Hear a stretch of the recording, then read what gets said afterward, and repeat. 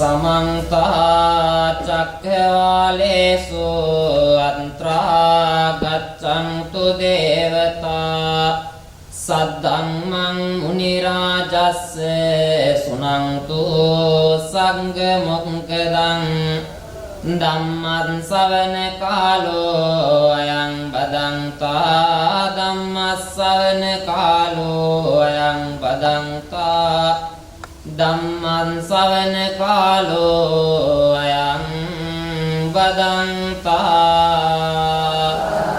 नमो तस्से भगवतो अरहतो सम्मा सम्बुद्धस्से नमो तस्से भगवतो अरहतो सम्मा सम्बुद्धस्से नमो तस्से भगवतो अरहतो सम्मा सम्बुद्धस्से दानं सेलं च निक्कमं पञ्ඤाविरेण पञ्चमं कान्ति सच्चमदीचानं नित्युपेक्षाति मे दश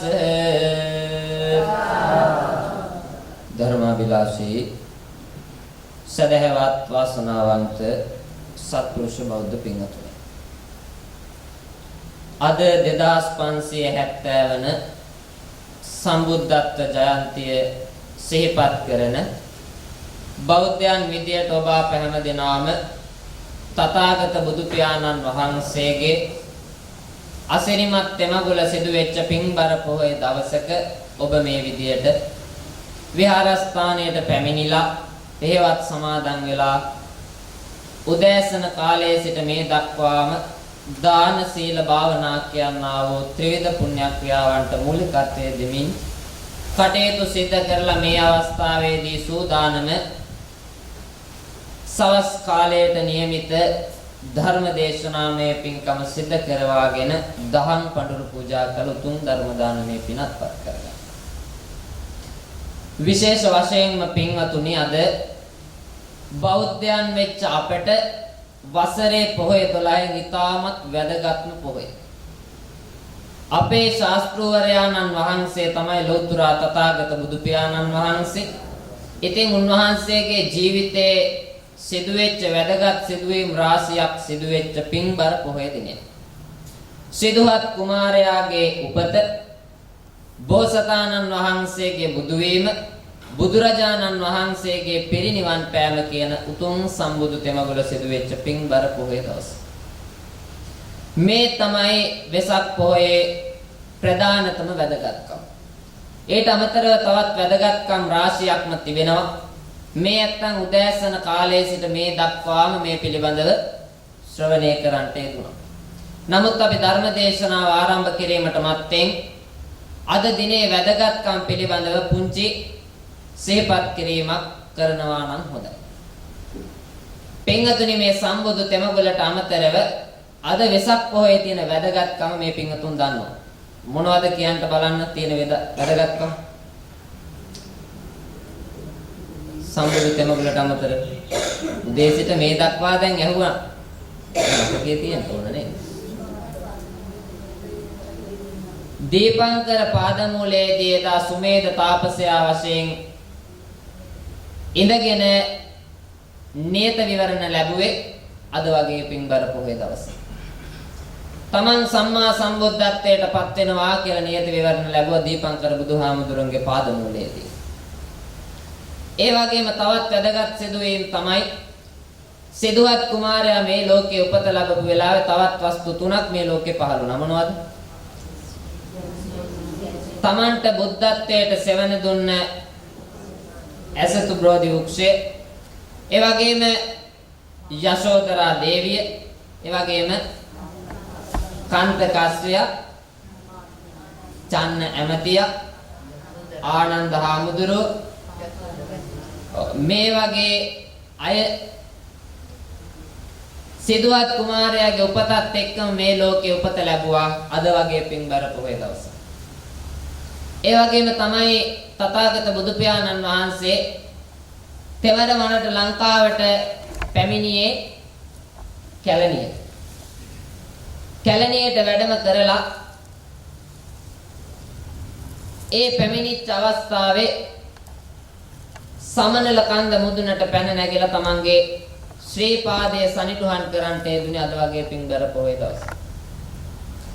අද ලක්වැසි ලෝවැසි බෞද්ධ ජනතාවගේ වන්දනාමානයට පාත්‍ර වෙන පින්බර ස්ථානයක් තමයි ශ්‍රී පාද අඩවිය.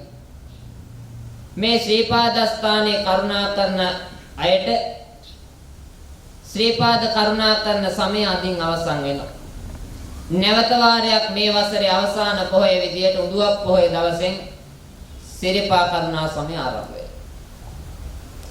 ඒ වගේම තවත් වැදගත් සිදුවීමක් තමයි බුදුරජාණන් වහන්සේ බුද්ධත්වයට පත් වෙන දෙවන වසරේ තමන්ගේ ජන්ම භූමියේ වෙච්ච කිඹුල්වත් පුරවරයට වඩිනවා මොකටද?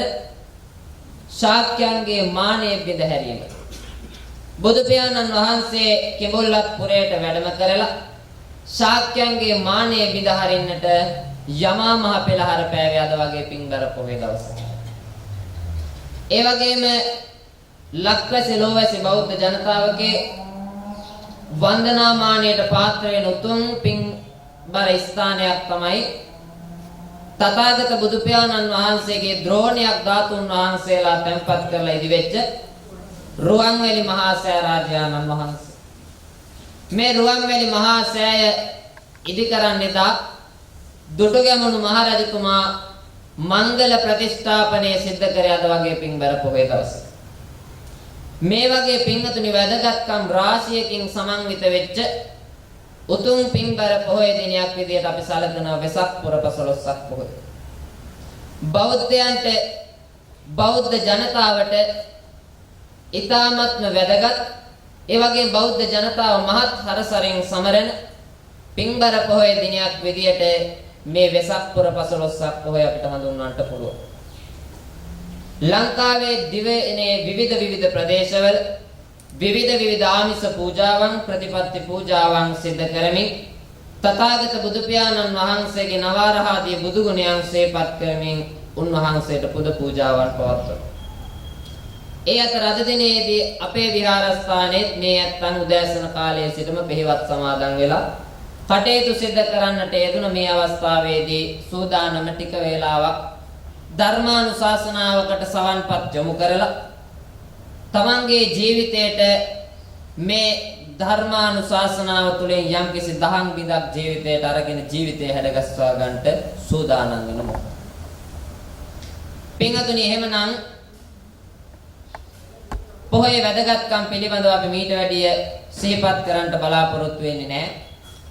අද විශේෂ වශයෙන්ම මේ පෙහෙවත් සමාදන් වෙලා කටයුතු සිදු කරන උපාසක උපාසිකාවන් කිහිප දෙනෙක්ගේ මූලිකත්වයෙන් අද ධර්ම දේශනාවේ දායකත්වයේ ධර්මයෙන් කටයුතු සිදු කරනවා. ඒ පිළිබඳව මා ධර්මානුශාසනාව අවසානයේදී සිහිපත් කරන්නම්. දැන් එහෙමනම් හැමදිනාම සාදුනාදයක් පවත්වමු. අපි මෙතෙන් පටන් ධර්ම දේශනාව සඳහා සවන්පත් යොමු කරමු. හැමදිනාම නිශ්ශබ්දව ධර්ම දේශනාව සඳහා එකතු පහදු වෙමු. පින්වතුනි මා මුලින් දේශනා කරන්නට යෙදුණු ගාථා රත්නය තමයි දානං සීලංච නික්කම්මං පඤ්ඤා විරියේන පංචමං කාන්ති සච්ච මදිට්ඨානං මෙත්තුපෙක්ඛාති මේ දස. මේකෙන් කියවෙන්නේ මොකක්ද? දස පාරමිතාවන් පිළිබඳ. මොනවද පින්වත්නි දස පාරමිතා කියන්නේ?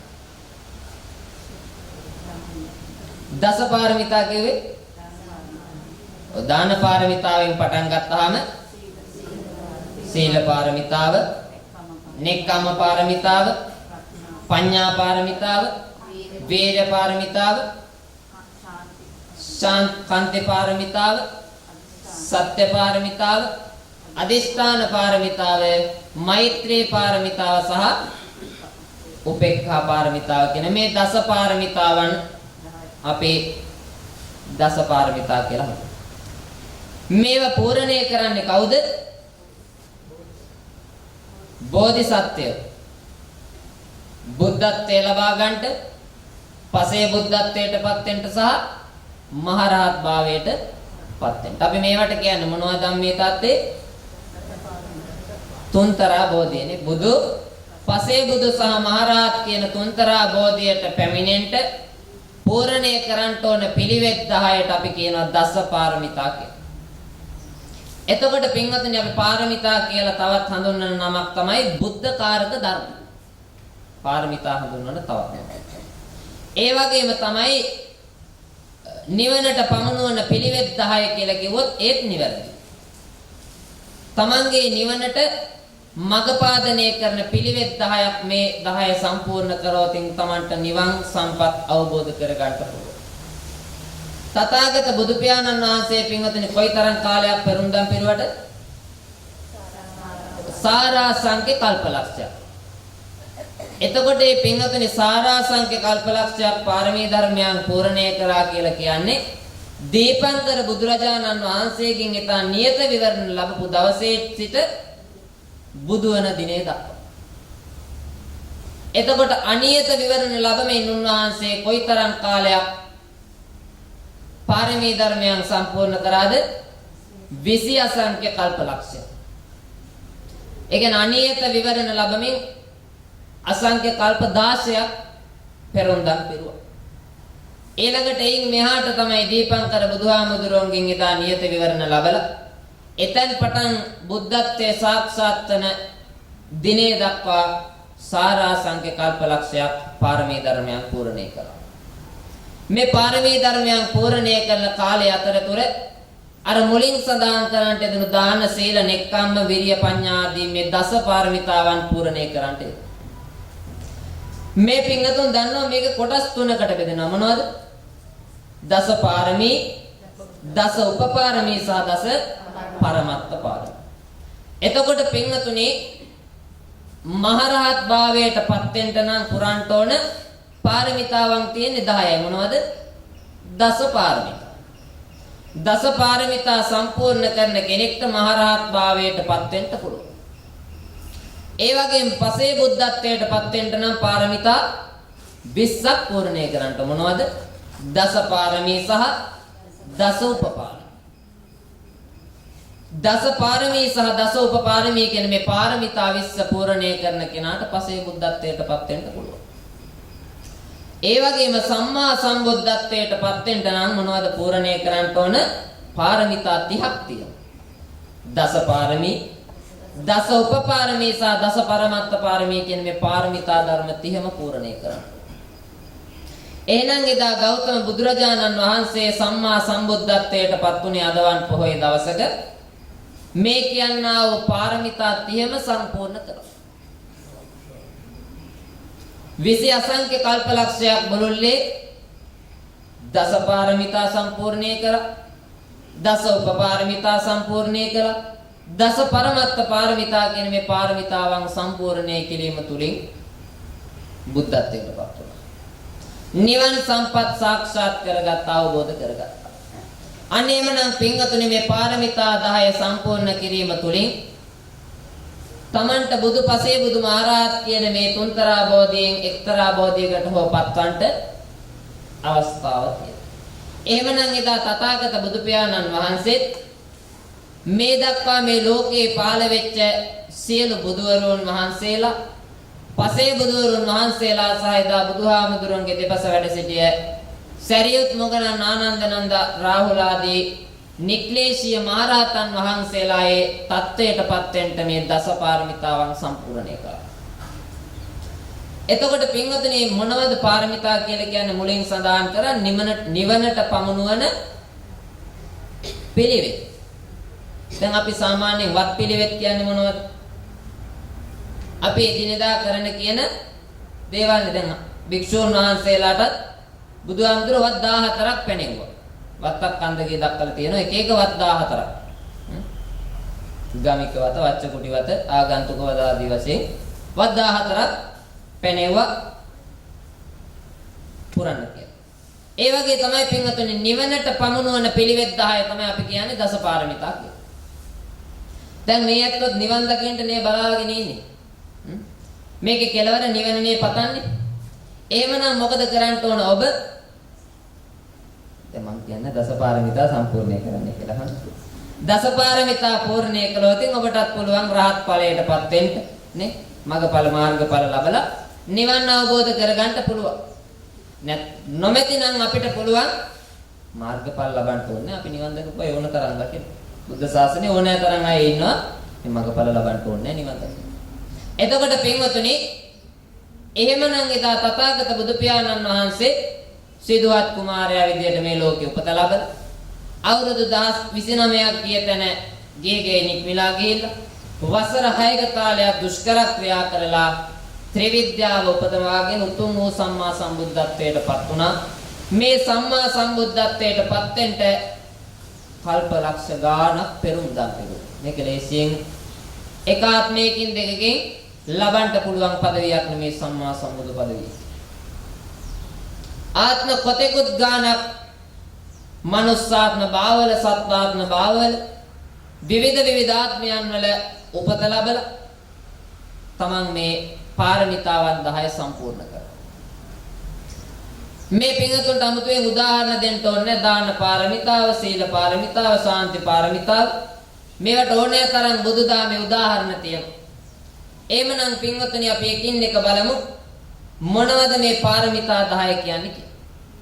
පළවෙනි එක තමයි දාන පාරමිතාව. අපි ඒක දන්නනේ මොකක්ද දාන පාරමිතාව කියන්නේ? තමන් සතු දෙයක් සිතින් අත්හැරලා තවත් කෙනෙක්ට දීම නැත්නම් පූජා කිරීම අපි කියන දාන. මේකේ කොටස් දෙකයි නේ මේ තාත්තේ. මොනවද?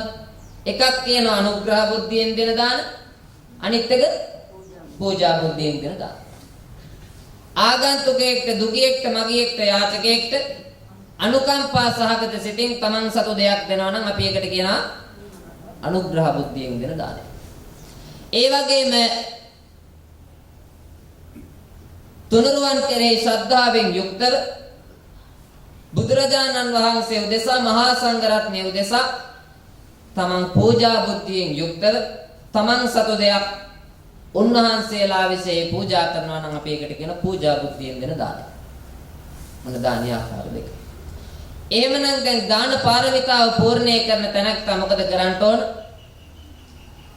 තමන්ගේ ජීවිතේ දෙන්න පුළුවන් මොන දේද හැමදේම දන් දෙන්න ඕන නේද? දැන් බුදුහාමුදුරුවෝ දාන පාරමිතාව පූර්ණේ කරේ දෙන්න පුළුවන් හැමදේම දන්.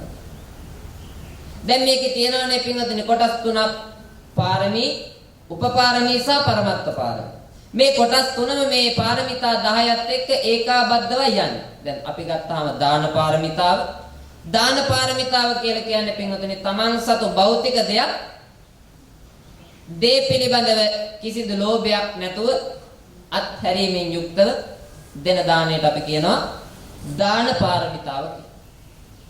ඒ වගේම තමන්ගේ අවයව දන් දෙනවා නම් අපි ඒකට කියනවා දාන උපපාරමිතාව කියලා. තමන්ගේ මුළු ජීවිතේම ශරීරේම දන් දෙනවා නම් අපි ඒකට කියනවා දාන පරමත්ත පාරමිතාව. අන්න එතකොට පින්වතුනි මේ කොටස් තුනට මේ පාරමිතා 10 මේකාබද්ධව සීල පාරමිතාව ගත්තත් ඒත් එහෙම. නෙක්ඛම්ම පාරමිතාව ගත්තත් ඒත් එහෙම. ඒ නිසා මම වෙන මේ පිළිබඳව මේ අතන්ට අවබෝධ කරගන්න උවමනා වෙන්නේ නැහැ. අපි දාන පාරමිතා කිව්වම භෞතික තමන් සතු වස්තුවක් දන් දීම අපි කියනවා දාන පාරමිතා. එහෙම දන් දුන්නයින් පස්සේ මහරහත් ත්වයටපත් වෙන්න පුළුවන්. එහෙමත් නැත්නම් මේ දාන පාරමිතාවත් තමන් සතු අවයව තමන්ගේ ශරීරයේ අවයව දන් දීමෙන් ලබන දාන උපපාරමිතාවත් පූර්ණේ කරනවා නම් තමන්ට පසේ බුද්ධත්වයටපත් වෙන්න පුළුවන්.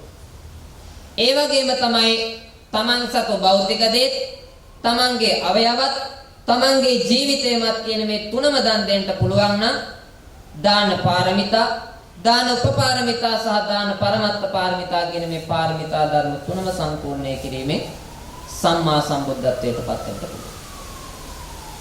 ඔන්න එහෙමනම් දාන පාරමිතාව. ඒ වගේම තමයි සීල පාරමිතාව. අපි සීලය කියලා කියන්නේ මොකක්ද පින්වත්නි? ඔබ දන්න විදිහට කියන්නේ සීලය කියන්නේ කය වචන දෙකේ සංවරභාවය අපි කියනවා සීලය කියලා. එහෙනම් සීල පාරමිතාව පූර්ණේ කරන තැනැත්තා කෙසේද කටයුතු කරන්න ඕන? කය වචන දෙකේ සංවරභාවයෙන් යුක්තව කටයුතු කරන්න ඕන. එතකොට සීල පාරමිතාව කියලා කියන්නේ තමන්ගේ භෞතික වස්තුන් බාහිර දේවල් තමන්ට අහිමි වුණත් නැති වුණත් ඒ කිව්වේ තමන්ගේ අමුදරුවන් මිල මුදල් යාන වාහන මේ දේවල් තමන්ට අහිමි වුණත් තමන්ගේ සීලය කඩනකොට ආරක්ෂා කරගන්න. දැන් අපිට යම් කිසි දෙයක් අපිට අහිමි වෙනවා. අපේ දෙයක් සොරගම් කරනවා. අපිට ඒ දෙයක් තරලා අපේ මේ කය වචන දෙක සංවර කරගෙන සීලය රකින්න පුළුවන්ද? බෑ. මොකද කරන්නේ? මුලින් එන එකක් තමයි පරුසා වාචා. ගත කෙනාට පරුසා වාචා පරුසා වචනෙන් බැනවා දෙනවා. ඒ වගේම ඊළඟට මොකද කරන්නේ? අර කයින් වන වැරදි ටික කය සංවර කරගන්න බෑ. ඒ ඇයිත් ගැටුම් ඇති කරගන්න යනවා. එතකොට අන්න එතන මොකද වෙන්නේ? සීල පාරමිතාව පූර්ණේ කරන කෙනෙක් මේ විදියට තමන් සතු භෞතික දෙයක් අහිමි වීම තුළින් සීලය කඩ කරනවා නම් ඔහුගේ සීල පාරමිතාව විද. එහෙනම් සීල පාරමිතාව කියලා හඳුන්වන්නේ තමන්ගේ භෞතික බාහිර දේවල් තමන්ට අහිමි වුණත් නැති වුණත් තමන්ගේ සීලය නැත්තම් කය වචන දෙකේ සංවරභාවය කඩනකොට ආරක්ෂා. ඊළඟට දෙවෙනි එක තමයි සීල උපපාරමිතාව. ඒ කිව්වේ තමන්ගේ අවයව තමන්ට අහිමි වුණත් මේ කය වචන දෙකේ සංවරභාවයෙන් යුක්තව සීලය ආරක්ෂා කරන්න ඕන. සීල උපපාරමිතාව. ඒ වගේම තුන්වෙනි එක තමයි සීල පරමත්ත පාරමිතාව. තමන්ගේ ජීවිතයේ තමන්ට අහිමි වුණත් කය වචන දෙකේ සංවරභාවයෙන් යුක්තව සීලය ආරක්ෂා කරන්න ඕන. අන්න සීල පරමත්ත පාරමිතාව. මේ තුනම පූර්ණේ කරපු නිසා තථාගත බුදු පියාණන් වහන්සේ සීල පාරමිතාව සම්පූර්ණ කරා. ඒ නිසා බුද්ධත්වයට පත් වුණා. ඒ වගේම තමයි තුන්වෙනි එක නෙක්ඛම්ම පාරමිතාව. නෙක්ඛම්ම පාරමිතාව කියලා කිව්වේ පංචේන්ද්‍රියයන් පිනවීමට ඇති ආසාවෙන් තොර වීම. අපි නෙක්ඛම්ම පාරමිතාව සම්පූර්ණය කරන කෙනෙක් නම් මේ පංචකාමයේ අස කන නාසය දිව ශරීරය කියන මේ පංචේන්ද්‍රිය සංවර කරගන්න ඕන. මේවා පිනවන්ට ඇති ආසාවෙන් ඈත් වෙන්න ඕන. තමන්ට තියෙන බාහිර වස්තුන් අහිමි වුණත් බාහිර වස්තුන් නැත්නම් අමුදරුවන් කෙරෙහි තියෙන ආශාවන් ඇලීමන් ගැටීමන් ඈත් කරලා පංචකාමයන් කෙරෙහි තියෙන ආශාවන් අයින් කරන්න ඕන. අපි ඒකට කියනවා නෙක්ඛම්ම පාරමිතාව. මේකෙත් ඒ වගේ තමයි නෙක්ඛම්ම උපපාරමිතා. තමන්ගේ අවයව තමන්ට අහිමි වුණත් පංචකාමයන් කෙරෙහි ඇති ආශාවන් ඈත් කරගන්න ඕන. ඒවෙන් යුක්තව කටයුතු නොකර ඉන්නවා. ඒ වගේම නෙක්ඛම්ම පරමත්ත පාරමිතාවත් එහෙමයි. තමන්ගේ ජීවිතයේ තමන්ට අහිමි වුණත් පංචකාමයන් කෙරෙහි ඇති ආශාවෙන් තොර වෙලා කටයුතු සිදු කරන්න ඕන. මේ පාරමිතාවත් සම්පූර්ණ කරපු නිසා එදා බුදු පියාණෝ බුද්ධත්වයට පත් වුණා. එහෙමනම් මේ කරුණු තුන පිළිබඳව මීට වැඩි සිහිපත් කරන්න ඕනේ. මේ අත්තන්ට අවබෝධ වෙන්න ඕන. පාරමිතා කියන්නේ මොකක්ද? උපපාරමිතා කියන්නේ මොකක්ද? පරමත්ත පාරමිතා කියන්නේ මොකක්ද? එහෙමනම් හතරවෙනි පාරමිතාව තමයි පින්වතුනි ප්‍රඥා පාරමිතාව. ප්‍රඥා පාරමිතාව කියලා කිව්වේ මිනිසා පිළිබඳ මේ ලෝකයේ පිළිබඳව ලෝකයේ ඇති මේ දේවල් පිළිබඳව මේකේ තියෙන යථාර්ථයේ තේරුම් ගැනීම ප්‍රඥාව කියලා කියනවා. දැන් අපිටත් නුවණ තියෙනවනේ. අපිටත් හැමදේම සිතන්ට මතන්ට නුවණක් තියෙනවා. නමුත් පින්වතුනි බුදුහාමුදුරන්ගේ ප්‍රඥා මහිමය අපිට වඩා මහා ශ්‍රේෂ්ඨයි. අපි ඒ නිසා ඒක හඳුන්වනවා මහා ප්‍රඥාව කියලා. බුදුහාමුදුරන්ගේ ප්‍රඥාව කොයිතරම්ද කියනවා නම් බුද්ධත්වයට පත් වෙන අවස්ථාවේදී ත්‍රිවිද්‍යාව උපදවා ගත්තා. මොකද ත්‍රිවිද්‍යාව? පුබ්බේ නිවාසානුස්සති ඥානෙ, දිබ්බචක්ඛු ඥානෙ, ආසවක්ඛ්‍ය ඥානෙ. පුබ්බේ නිවාසානුස්සති ඥානෙ කියේ සත්‍යය පෙරසසරගත කර කඳ පිළිවෙල දක්නනුව. බුදුහාමුදුරන්ට හැකියාවක් ලැබුණා සත්‍යය පෙරසසරගත කර කඳ පිළිවෙල දකින්න. අපි ගිහිල්ලා ඇහුවොත් බුදුහාමුදුරනේ අපි ගියාත්නේ නැත්නම් ඊට ආත්ම 3-4කට කලින් කොහේද අපි ඉපදිලා හිටියේ කියන්න පුළුවන්. බුදුහාමුදුරන්ට කියන්න පුළුවන් හැකියාවක් තිබ්බා. ඒ වගේම තමයි දෙවෙනි එක චතුප්පපාත ඥානය හේවත් දිබ්බ චක්කු ඥානය චොතේ උප්පත්තිය දැකීමේ නුවණ. මෙතනින් චොත වෙලා නැවත උපත ලබන්නේ කොහේද කියලා බුදුහාමුදුරන්ට කියන්න පුළුවන් හැකියාවක්. ඒ වගේම තුන්වෙනි ඥානය තමයි ආසවක්කේ ඥානය. ආසව කියලා කිව්වේ කෙලෙස්, කය කිව්වේ නැති කිරීම, ක්ෂය කිරීම. කෙලෙස් නැති කිරීමට ඇති නුවණ ආසවක්කේ ඥානය. මේ තුනම උපදවාගෙන බුද්ධත්වයට පත් වුණා. මේ බුදුහාමුදුරන්ගේ ප්‍රඥාවෙන් ඉතාමත් අල්ප ප්‍රමාණයක්. තව කොයිතරම්නම් බුදුහාමුදුරන්ගේ මහා ප්‍රඥාව ගැන විස්තර වෙනවද? ශබ්ද සාධාරණ ඥාන මේ ආදී වශයෙන් ඥාන පිළිබඳව දක්වලා තිබෙනවා බොහෝමයක්. එhmenan පින්වතුන් ප්‍රඥා පාරමිතාවත් එහෙමයි. මේ මිනිසා පිළිබඳව ලෝකයේ පිළිබඳව යථා ස්වභාවය තේරුම් ගැනීමට ඇති හැකියාව. එහෙම තේරුම් අරගෙන කටයුතු සිද්ධ කිරීම අපි ප්‍රඥා පාරමිතාව කියලා හඳුන්වනවා. ඊළඟ පාරමිතාව තමයි වීරිය පාරමිතාව. මොකක්ද වීරිය පාරමිතාව කියලා කිව්වේ? තමන් යම් කිසි දෙයක් අපේක්ෂා කරනවා නම්, බලාපොරොත්තු වෙනවා නම්, ඒ බලාපොරොත්තුව ඉටුවන තාක් තමන්ගේ උත්සාහය නොපසුබට උත්සාහයෙන් යුක්තව කටයුතු කරන්න. බුදුහාමුදුරුවෝ එදා ඇසතු බෝධි වෘක්ෂය ළඟ හිඳගත්තේ මොන යම් කිසි අදිෂ්ඨානයක් කළා. මොකක්ද? තමන් බුදු වීමස නොනැගිටිමි කියන දැඩි අදිෂ්ඨානයෙන් යුක්තව කටයුතු කරා. ඒ වීරියත් නොහැර තමන් හිටපු නිසා සම්මා සම්බුද්ධත්වයට පත් වුණා. තමන්ගේ බලාපොරොත්තු අපේක්ෂාව ඉටු වෙනතුරු උත්සාහය අත්හැරියේ නැහැ. මේකට හොඳ උදාහරණයක් තමයි වන්නපත ජාතකය. මතකයි. තමන් වතුර සොයාගෙන ගිය අවස්ථාවේ වතුර බිඳක් හම්බෙනකන් උත්සාහය අත්හැරියේ නැහැ. ගල විදලා ජල කඳ උඩට එනකම් තමන්ගේ උත්සාහය අත්හැරියේ නැහැ. ඒ නිසා මේ දස පාරමිතාවන් වලට ඕන තරම් උදාහරණ තියෙන බුදුහාමුදුරුවෝගේ ජීවිත කතාව තුළ. එhmenan පින්වතුනි වීර්ය පාරමිතාව තමන්ගේ බලාපොරොත්තුවක් අපේක්ෂාවක් ඉටුවනතුරු තමන්ගේ උත්සාහයත් නොහැරිය. ඊළඟ පාරමිතාව තමයි ශාන්ති කාන්ති පාරමිතාව. මොකක්ද පින්වතුනි ශාන්ති පාරමිතාව කිව්වේ? ඉවසීම. මේ ඇත්තන්ටත් තියනවා නේද හොඳ ඉවසීමක්? නැද්ද? එක්කෙනෙක්වත් ඔව් කිව්වේ නෑනේ. එහෙනම් කාටවත් ඉවසීම නැහැ. එතකොට පින්වතුනි මොකක්ද ඉවසීම කියන්නේ? ඉවසීම කියලා කියන්නේ බාහිර ලෝකයෙන් අපිට පැමිණෙන බාධා කම්කටොළු හමුවේ නොසැලී කටයුතු කිරීම. තව කෙනෙක් අපිට බැන වැදුනොත්, තව කෙනෙක් අපිට හිංසා පීඩා කරා, තව කෙනෙක්ගේ දෝෂ දර්ශනයකට ලක් වුණොත් ඒ කිසි දෙයක් තමන්ගේ ජීවිතයට ළඟා කරගන්නේ නැතිව කටයුතු කිරීම අපි ඉවසීම කියලා කියනවා. මේකටත් හොඳ ජාතකයක් තමයි මේ නමින්න තියෙන ශාන්තිවාදී ජාතකය. මතකයිනේ කතාව මේක. රජතුමා ඇවිල්ලා ඉස්සෙල්ලා මොකද කරන්නේ? කන් දෙක කපලා දැම්මා. ඒත් මම ශාන්තිවාදියෙක් කිව්වා. ඊළඟට නාහේ කපලා දැම්මා. ඒත් මම ශාන්තිවාදියෙක් කිව්වා. ඊළඟට අත් දෙක, කකුල් දෙක මේ ඔක්කොම කපලා දාලා අවසානයේ ඇහුවා දැන් ඔබ කිනම් වාදියෙක්.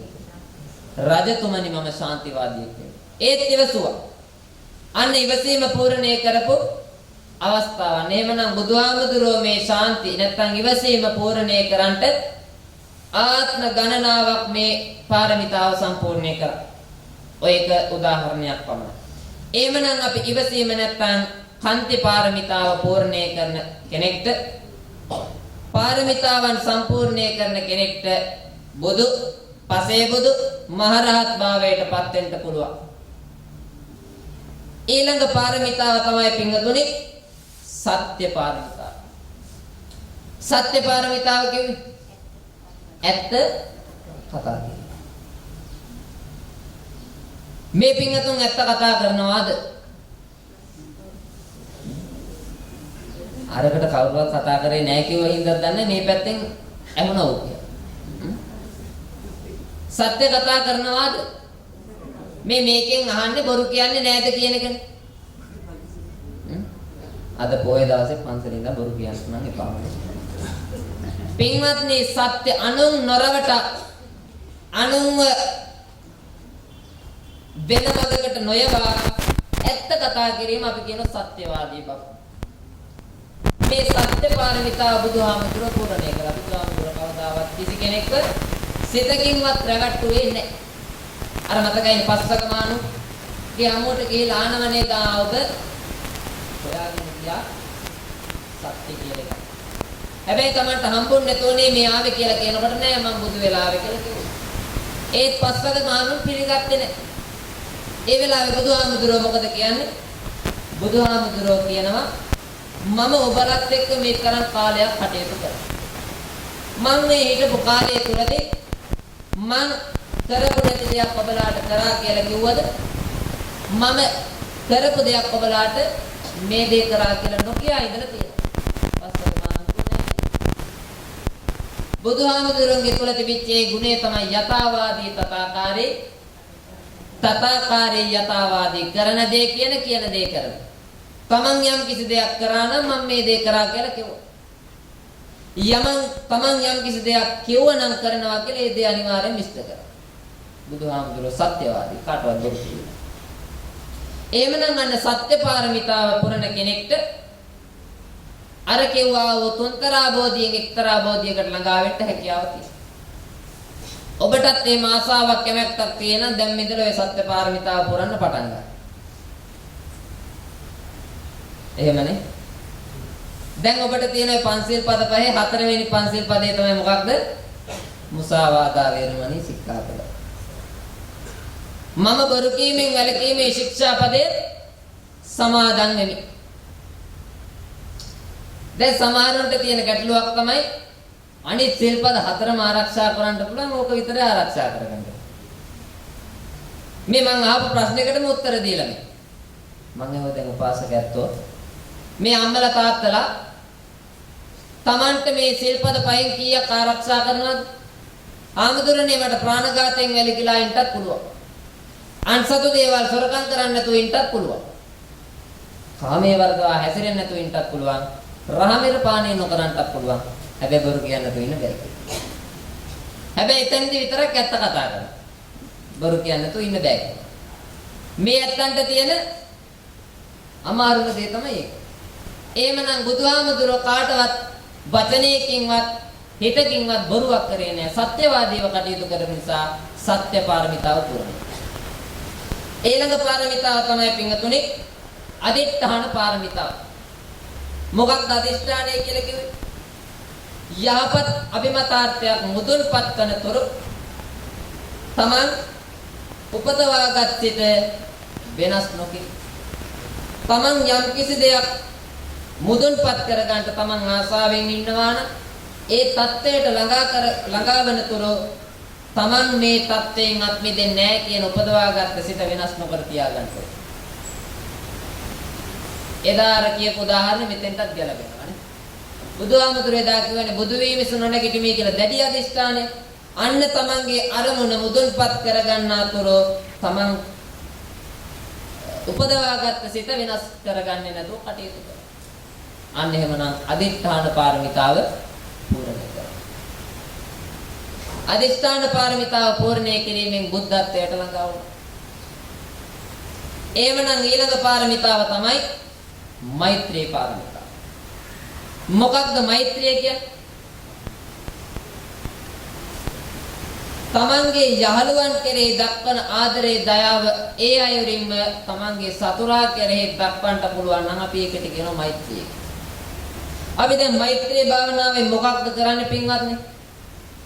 සියලු සත්වයෝ නිදුක් වෙත්වා නිරෝගී වෙත්වා සුවපත් වෙත්වා. එතකොට තමන්ගේ යාළු මිත්‍රයන්ද අසල්වාසීන්ද තමන්ගේ පවිතු මිත්‍රයන්ද තමන්ගේ තරහකාරයන්ද කියලා නෑ. සියලු සත්වයෝ මේ තුන් ලෝකෙම ඉන්න සියලු සත්වයෝ අයත්.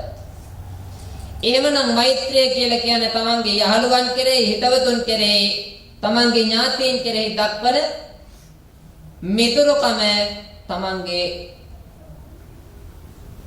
අන් අය කෙරෙහි ඒ කියන්නේ තමන් එක්ක තරහය ක්‍රෝධයෙන් වෛරයෙන් කටයුතු කරන අයටත් තමත් එක සිතින්ම කටයුතු සිද්ධ කරනවා නම් අපි ඒකට කියනවා මෛත්‍රිය කියලා.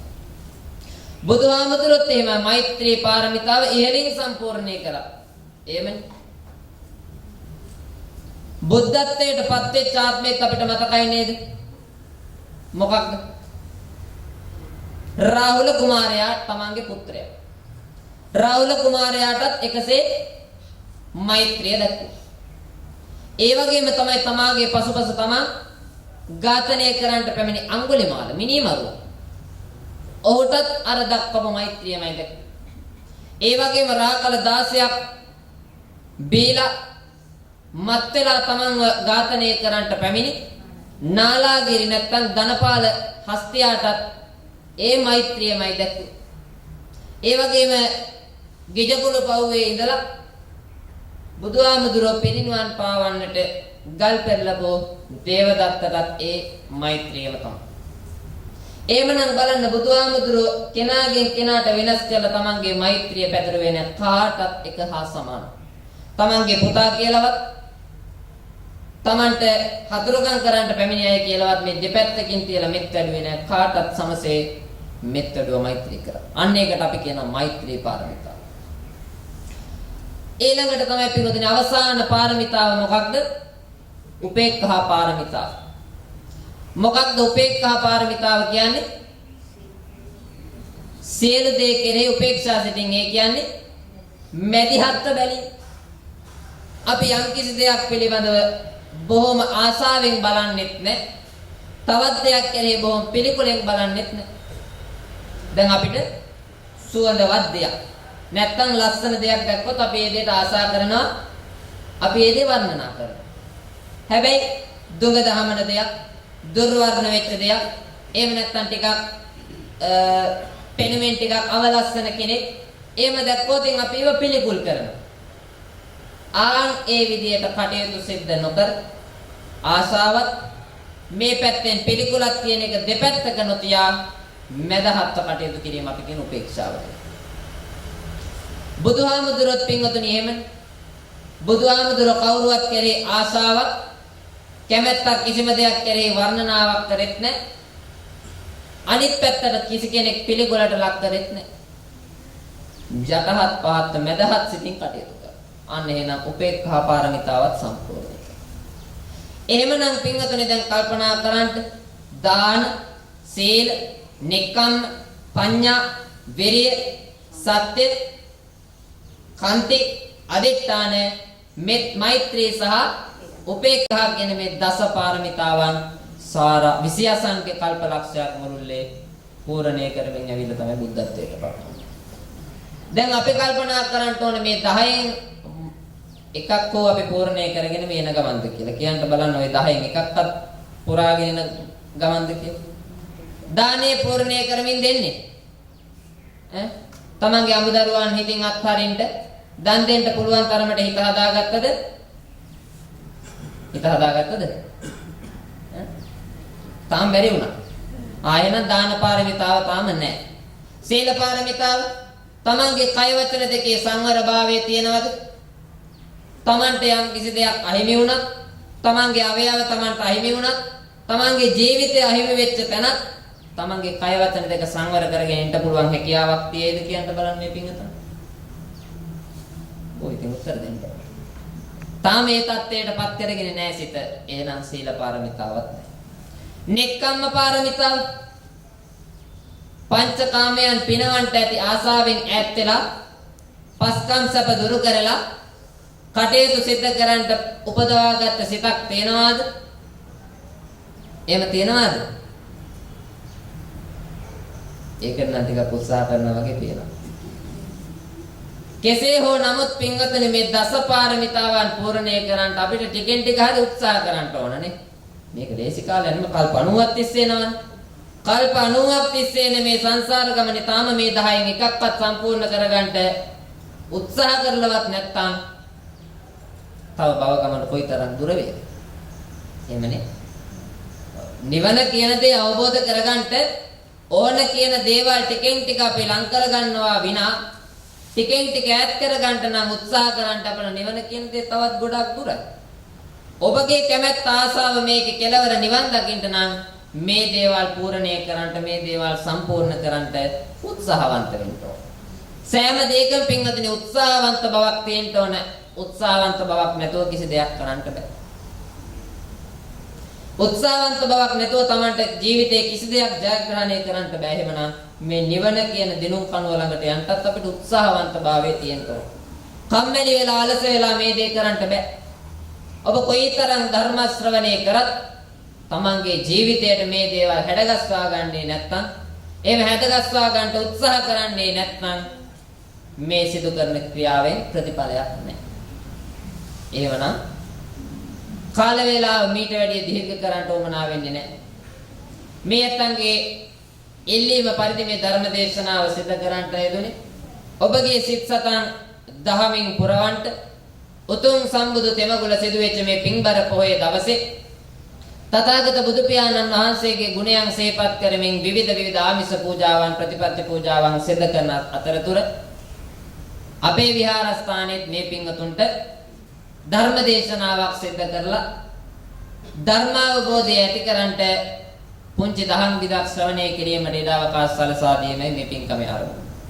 එhmenan දැන් කල්පනා කරගමු මේ ධර්ම දේශනාව අපි මීට වැඩිය දීර්ඝ කරන්න උවමනා වෙන්නේ නැහැ.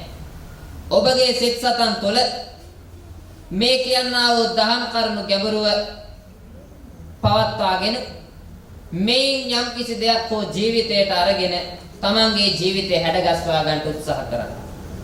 ඔබට මේ ඊටමත් දුර්ලභ ලැබූ මිනිස්සාත්ම භාවයේ ප්‍රයෝජනවත් මිනිසෙක් විදියට ජීවත් වෙලා තමන්ගේ භවගාමී ජීවිතයට අර්ථවත් පින් කුසල් ටිකක් රැස් කරගෙන මේ ජීවිතය නිම කරන්න උත්සාහ කරන්න. මොකද පින්වත්නි අපේ මේ භවගමන කොයිතරම් දීර්ඝ වේද කොයිතරම් දුක්ඛිත වේද කියලා අපිට කියන්න බෑ. ඒක මිනිස්යාගේ කරන කියන ක්‍රියාවන් අනුව කර්මය අනුව සිද්ධ වෙන දෙයක් නිසා ඔබ හොඳින් මතක තබා ගන්න ඕන. ඔබ සිදු කරන ක්‍රියාවට අනුව Tamanට කෙදිනක හෝ ප්‍රතිඵල ලැබෙනවා. එහෙමනම් ඔබ හොඳ ක්‍රියාවක් සිදු කරනවා නම් ඔබට හොඳ ප්‍රතිඵලක්, නරක ක්‍රියාවක් සිදු කරනවා නම් Tamanට නරක ප්‍රතිඵලක් කෙදිනක හෝ අත්විඳින්න සිදු වෙනවා කියන අවබෝධයෙන් යුක්තව මේ දහම් පද ටික Tamanගේ ජීවිතයට එකතු කරගන්න. එහෙමනම් දැන් කල්පනා කරගමු මේ පින්කම සිදු කරන්නට මූලිකව දායකත්වයේ ධර්මයෙන් කටයුතු සිදු කරන්නට යෙදුනේ එස් ගමගේ කොටබේ ගෙදර පොඩිතුවක්කෝ ස්වාමියාට පින් පිනිස එස් ගමගේ මහත්මිය විසින් ඒ වගේම පවුලේ හැම දිනාටම සෙත් ප්‍රාර්ථනා කරමින් මේ ධර්ම දානමය පින්කමේ දායකත්වයන් ධර්මයෙන් කටයුතු සිදු කරනවා. ඒ වගේම ආර්.එච්. ආනන්ද මහත්මයා සරසයුවෙන් PBG කරුණාවතී බණ්ඩාරාදරණීය ස්වාමි දියණියට පින් අනුමෝදන් කරන්ට ඒ වගේ පවුලේ හැම දිනාටම සෙත් ප්‍රාර්ථනා කරන්ට මේ ධර්ම දානමය පින්කමේ දායකත්වයේ දරනවා. ඒ වගේම තමයි කුසුමා රුබසිංහ මහත්මිය විසින් තමන්ගේ මිය පරලෝ යන්ට එන දෙමාපියන් දෙපළට පින් අනුමෝදන් කිරීමටත් පවුලේ හැම දිනාටම සෙත් ප්‍රාර්ථනා කරමින් ධර්ම දානමය පින්කමේ දායකත්වයේ දරනවා. පේමාවතී විජේසේකර මහත්මිය දෙපාර්ශ්වයේ මියගිය දෙමාපියන්ට පින් පිනිස සුජීවත්ව වාසය කරන පවුලේ හැම දිනාටම ආශිර්වාද ප්‍රාර්ථනා කරමින් මේ පින්කමට දායකත්වයේ දරමින් කටයුතු සිදු කරනවා. ඒ වගේම නිල්මිනි රාජපක්ෂ මහත්මිය මියගිය පියාණන්ට පින් පිනිස පවුලේ හැම දිනාටම සෙත් ප්‍රාර්ථනා කරමින් දායකත්වයේ දරමින් කටයුතු සිදු කරනවා. ඒ වගේම චතුලක රණවීර දෙපාර්ශ්වයේ මියගිය දෙමාපියන්ට පින් පිනිසත් පවුලේ හැම දිනාටම සෙත් ප්‍රාර්ථනා කරමිනුත් චන්ද්‍රලතා රණවීර මහත්මිය දෙපාර්ශ්වයේ මියගිය දෙමාපියන් ඇතුළු හැම දිනාටම පින් පිනිසත් පවුලේ හැම දිනාටම සෙත් ප්‍රාර්ථනා කරනවා. සේ විදානගම් මහත්මිය විසින් තමන්ගේ මියගිය දෙමාපියන්ට පින් පිනිසත් පවුලේ හැම දිනාටම සෙත් ප්‍රාර්ථනා කරමිනුත් ඒ වගේම AWP ගීතානි මහත්මිය විසින් මියගිය ආදරණීය පියාණන්ට පින් අනුමෝදන් කිරීමටත් පවුලේ හැම දිනාටම සෙත් ප්‍රාර්ථනා කරමිනුත් මේ ධර්ම දේශනාවේ පින්කමේ දායකත්වයන් දරමින් කටයුතු සිදු කරනවා. එහෙමනම් කල්පනා කරගම් මේ ඊතනම් සදාන් කරන්නට යෙදුණු තමන්ගේ නමින් මිය පරලෝ යන්ට යෙදුණු හැම දිනාටම මේ ධර්ම දානමේ පින්කම හේතු වේවා වාසනාව වේවා. ඔවුන්ගේ භවගාමී ජීවිත සුවපත් කරගන්නට මේ පින් කුසල් හේතු වේවා වාසනාව වේවා කියන තුන් ප්‍රාර්ථනාවෙන් යුක්තව හැම දිනම සාදු කියලා නිවන් සම්පත් ප්‍රාර්ථනා කරනවා. ඒ වගේම තමයි ලෝකයක් සම්බුද්ධ ශාසනය තබාපවත් ආරක්ෂා කරන්න අවශ්‍යකාමී සියලු දෙවියෝ මේ පින් අනුමෝදන් වේවා. දෙවියන්ගේ ආශිර්වාදයේ රැකවරණේ ආරක්ෂා සම්පත්තිය පිහිට හැම මොහොතකදීම ඔබ අප හැම දිනාගේම ජීවිතයන් තුළට උදා වේවා. දෙවියනොත් මෙපින් අනුමෝදන් වීමෙන් දුක ඇති ස්ථානවල වාසය කරනවා නම් ඒ දුකින් අත මිදේවා සපවත් භාවයටමපත් වේවා. සපවත් ස්ථානවල වාසය කරනවා නම් ඒ සපත තව තවත් වඩා වර්ධනය කර ගනිත්වා අවසන. ජාත්‍යාදී දුකින් නිදහස් ලබන උතුම් වමා මහ නිවනින්ම සැනසෙන්න මේ පුණ්‍ය ධර්මයන් හේතු වේවා වාසනාව වේවා කියලා හිතනවා. සාදු කියලා දෙවියන්ටත් පින් අනුමෝදන් කරමු. අවසාන වශයෙන් ධර්ම දේශනාව ශ්‍රවණය සඳහා එකතු පාදුණු සතර පෙරවේම දායක දායිකා පින්වතුන් හැම දිනාටම ධර්ම ශ්‍රවණය කිරීමට ඔබට ඉඩ අවකාශ සලසා දුන්නු මේ ධර්ම දේශනාමය පින්කම සංවිධානය කළ මෙහි දායකත්වයේ ධර්මික කටයුතු සිදු කරන්ට යෙදුණු මේ පින්වතුන් හැම දිනාටම මේ හැම දිනාගෙන් පවුලේ සුජීවත්ව වාසය කරන මව් දෙමාපියන් දූ දරුවන් වැඩිහිටියන් ආදී කොට ඇති හැම දිනාටම බුද්ධ ධම්ම සංඝ කියන ත්‍රිවිධ රත්නයේ ආශිර්වාදයේ පිහිට ආරක්ෂා සම්පත්තිය සැලසේ ඔබගේ යහපත් පැතුම් බලාපොරොත්තු ප්‍රාර්ථනාවන් ඉටු කරගන්න වාසනාවන්ත ජීවිතයක් හැටියට තමන්ගේ ජීවිත ගත කරන්නට මේ පින් කුසල් ආශිර්වාදයක්ම වේවා කියලා සාදු කියලා ආශිර්වාද ප්‍රාර්ථනා කරන ගමන් දැන් කල්පනා කරගමු අවසාන වශයෙන් මේ සිදු කරන්නට යෙදුණු ධර්ම දේශනා මේ පින්කම ඔබ අප හැම දිනාගේම ජීවිතයන් තුළටත් මියගිය ඥාතීන්ටත් දෙවියන්ටත් ඔබ අප හැම දිනාටමත් බුදුපසේ බුදුමහරහතුන් වහන්සේලා නිවේසනසේ පැමිණ වැඩියා වූ ජාතියක් ජරාවක් ව්‍යාධියක් මරණයක් ශෝකයක් නැති සදාකාලික සැප ඇති අති උතුම් අමා මහ නිවනම සාක්ෂාත් කරගන්නට මේ ධර්ම දානමය පින්කම නිවන් දොරටුවක් හැටියටම හේතු වේවා වාසනාව වේවා පාරමී ධර්මයක්ම වේවා කියලා හැමදෙනාම සාදු කියලා නිවන් සම්පත් ප්‍රාර්ථනා කරමු. හැමදෙනාම දෙවියන්ට පින් අනුමෝදන් කරමු. වැඳගත් ආකාසට්ඨා ච බුම්මට්ඨා දේවා නාග මහිත්‍තිකා පුඤ්ඤන්තං චිරං රක්ඛන්තු ලෝක සාසනං ආකාසට්ඨා ච බුම්මට්ඨා දේවා නාග පුඤ්ඤන්තං අනුමෝදිत्वा චිරං රක්ඛන්තු දේශනං ආකාසට්ඨා ච බුම්මට්ඨා දේවා නාග මහිත්‍තිකා පුඤ්ඤන්තං අනුමෝදිत्वा චිරං රක්ඛන්තු තං සදාති. ආශිර්වාද ලබා ගන්නට වැදගමු. සබ්බේතියෝ විවජ්ජන්තෝ සබ්බ රෝගෝ විනස්සතෝ මාතේ භවත්වන්තරායෝ සුඛී දීඝායුකෝ භවේ භවතු සබ්බ මංගලං රක්ඛන්තු සබ්බ දේවතා සබ්බ බුද්ධානුභාවේන සදා සොත්ති භවන්තු තේ භවතු සබ්බ මංගලං රක්ඛන්තු සබ්බ දේවතා සබ්බ ධම්මානුභාවේන සදා සොත්ති භවන්තු තේ භවතු සබ්බ මංගලං රක්ඛන්තු සබ්බ දේවතා සබ්බ සංඝානුභාවේන සදා සොත්ති භවන්තු තේ අභිවාදන සීලිස්ස නිච්ඡං වද්ධාපචායනෝ චත්තාරෝ ධම්මා වඩ්ඩන්ති ආයුවන්නෝ සුඛං බලං ආයුරාෝග්‍ය සම්පatti සග්ග සම්පatti මේවච අතෝ නිබ්බාන සම්පatti ඉමිනාතේ සමිඤ්ජතු